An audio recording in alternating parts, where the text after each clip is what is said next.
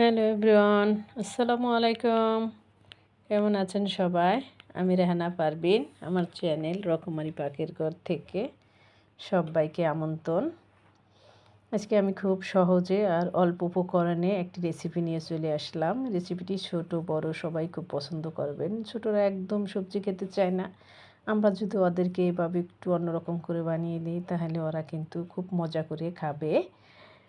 তাই চলুন রেসিপিটি শুরু করা যাক। এখানে আমি মিষ্টি কুমড়ার পাকোড়া বানাবো, সেটাই শেয়ার করছি। প্রথমে আমি 1 কাপ ডাল নিয়েছি।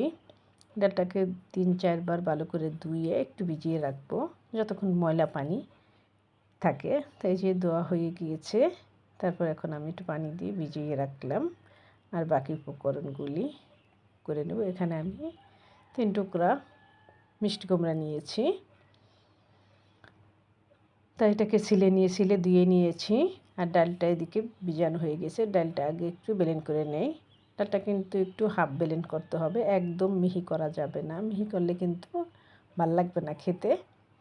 তাই হাফ ভাঙ্গার মতন করে নিব। আর এদিকে আমি মিষ্টি কুমড়াগুলি গ্রেট করে নেব। তাই এই যে দেখেন আমার এই গ্রেটারটা কিন্তু খুবই ভালো। এটা ইন্ডিয়া থেকে আমি আনিয়েছি। তাই এই যে গ্রেট করে নিচ্ছি। এটা এইভাবে করলে এটার ভিতরে গিয়ে পড়বে, খুবই কিন্তু ভালো হয় এটা করতে, আর খুব সহজও হয়ে যায়। তারপর আমি সব মিষ্টি কুমড়াগুলি গ্রেট করে নেব। আর ওইদিকে আমি পেঁয়াজ কুচি, কাঁচামরিচ কুচি এগুলি করে নিয়েছি। সব রান্নার আগে সব কিছু আগে গুছিয়ে নিতে হয়, না হয় এলোমেলো হয়ে যায়। তাই সব কিছু আগে গুছিয়ে রাখতে হবে সব সময়। তাই যে আমার করা হয়ে গিয়েছে। এবারে মিষ্টি কুমড়াগুলি পানি চিপে নিতে হবে, কারণ মিষ্টি কুমড়া এমনি কিন্তু পানি থাকে বেশি। আর এটা হচ্ছে একেবারে গ্রেট করা। এই যে দেখেন আমার ডালগুলা কিন্তু পানি দিয়ে বেশি নরম করা যাবে না, যেহেতু মিষ্টি কুমড়াও নরম। আর ডালও যদি নরম হয় তাহলে কিন্তু আপনার পকোড়াগুলা একটু নরম নরম হবে, তেমন একটা মুসমুসে হতে চাইবে না। তাই সেজন্য ডালটা যেন একটু শক্ত শক্ত থাকে।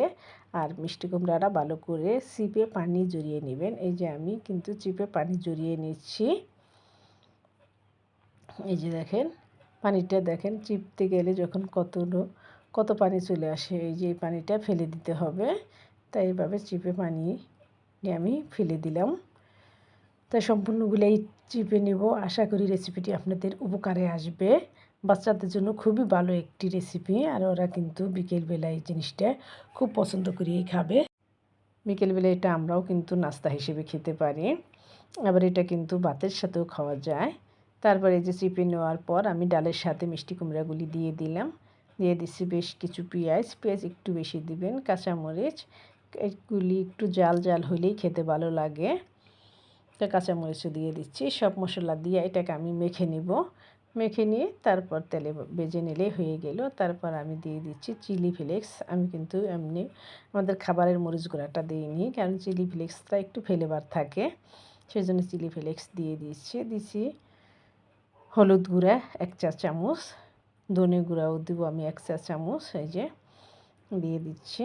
দেব 1 চা চামচের মতো আদা রসুন বাটা।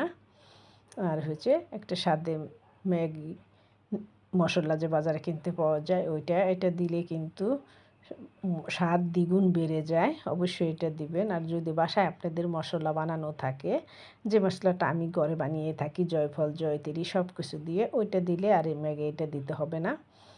আর দিয়ে দিচ্ছি 1 চা চামচ আদা রসুন বাটা। আর দিব 1 টেবিল চামচের মতো কর্নফ্লাওয়ার। আর লবণটা সবসময় পরিমাণ মতো দিবেন, লাগলে পরে দেওয়া যাবে, সেজন্য পরিমাণ মতো দিবেন। দিয়ে দিচ্ছি 1 টেবিল চামচ কর্নফ্লাওয়ার। দিয়ে এটাকে ভালো করে মেখে নেব। এই যে দেখেন খুব সহজে কিন্তু এত মজার একটি নাস্তা। এটা কিন্তু আমি আগে ভাবিনি যে এই মিষ্টি কুমড়া দিয়ে এত সুন্দর একটি নাস্তা হিসাবে বানানো যায়। তা আশা করি আপনারা বানাবেন, আর একটু হলেও আপনাদের উপকারে আসবে আমার মনে হয়। যদি একটু আপনাদের ভালো লেগে থাকে বা একটু আপনাদের উপকারে আসে, তাহলে আমার চ্যানেলটি ঘুরে আসার অনুরোধ রইল। সম্পূর্ণ ভিডিওটি দেখে ভালো লাগলে ভিডিওটি শেয়ার করে দিবেন। আর আমার চ্যানেলটি সাবস্ক্রাইব করে আমার পাশেই থাকবেন। আর যারা এই পর্যন্ত সাবস্ক্রাইব করে পাশে আছেন তাদেরকে অনেক অনেক ভালোবাসা রইল। আর যারা সাবস্ক্রাইব করেন নাই প্লিজ আমার চ্যানেলটি সাবস্ক্রাইব করে আমাকে ভালোবাসা দিবেন। আশা করি আপনাদের সাহায্যে আমি এগিয়ে যাব। এই যে আপনাদের সাথে কথা বলতে বলতে আমার এটা কিন্তু মেখে নিয়েছি আমি। এই যে দেখেন এইভাবে এই যে মেখে নিয়েছি। এবার এই যে পাকুড়া শেপে আমি তেলের ভিতর দিয়ে দেবো। প্যানে তেল দিয়েছি। তেলটা একটু গরম হয়ে গিয়েছে, তবে এটা একটু কম তেলেই ভাজতে হয়, বেশি তেলে ভাজবেন না। চাইলে আপনি ফ্রাই প্যান ভাজতে পারেন, তবে আমার এই প্যানটার ভিতরে আমি ডিম ভেজেছিলাম, তাই তেল কড়াইটা গরম ছিল, সেজন্য ভাবলাম এটার মধ্যেই ভেজে নেই, তাই আর ফ্রাই প্যান নষ্ট করিনি। আপনারা ফ্রাই প্যানে ভেজে নেবেন অল্প তেল দিয়ে। তারপর আপনাদের পছন্দ মতো মিডিয়াম আগুনে একটু মুসমুসে করে ভেজে নেবেন। গরম গরম সবাইকে নিয়ে চায়ের সাথে বা বিকেলে নাস্তার সাথে খেয়ে নেবেন। আশা করি খুব ভালো লাগবে। আর খুবই কিন্তু মজারই হয় এই নাস্তাটি। আমরা সবজি দিয়ে যদি বাচ্চাদের এইভাবে বানিয়ে দিই, তারা কিন্তু খুব পছন্দ করে খাবে। আজকাল বাচ্চারা একদম সবজি খেতে চায় না, তাই অবশ্যই ওদের জন্য একবার হলেও ট্রাই করে দেখবেন। আর দেখেন মাশাআল্লাহ কালারটা কত সুন্দর আসছে, যেহেতু মিষ্টি কুমড়া হলুদ, ডালও হলুদ, এই জন্য দেখেন মাশাআল্লাহ কালারটা কিন্তু অসাধারণ আসছে। আর যে যেখান থেকে ভিডিওটি দেখছেন সবাই ভালো থাকেন, সুস্থ থাকেন, আমার জন্য দোয়া করবেন। আপনাদের জন্য অনেক অনেক দোয়া ও ভালোবাসা রইল। আমি চাই সবসময় যে আপনাদেরকে একটু উপকারে আসুক সেরকম রেসিপি দেখাতে খুব চেষ্টা করি। কতটুকু আপনাদের ভালো লাগাতে পারি বা কতটুকু আপনাদের উপকারে আসে সেটা আমি জানি না, তবে অনেক চেষ্টা করি যাতে আপনাদের খুব সহজভাবে দেখানোর জন্য বা আপনাদের উপকারে আসে। এই যে দেখেন আমি ভেজে প্লেটে তুলে নিয়েছি। মাশাআল্লাহ দেখেন কালারটার অবস্থা, কালারটা দেখলেই আমার মন প্রাণ ভরে যায়। আশা করি বানিয়ে খাবেন। ভালো লাগলে ভিডিওটি শেয়ার করে পাশেই থাকবেন। আজকে বিদায় নিচ্ছি, আবার দেখা হবে। আল্লাহ হাফেজ।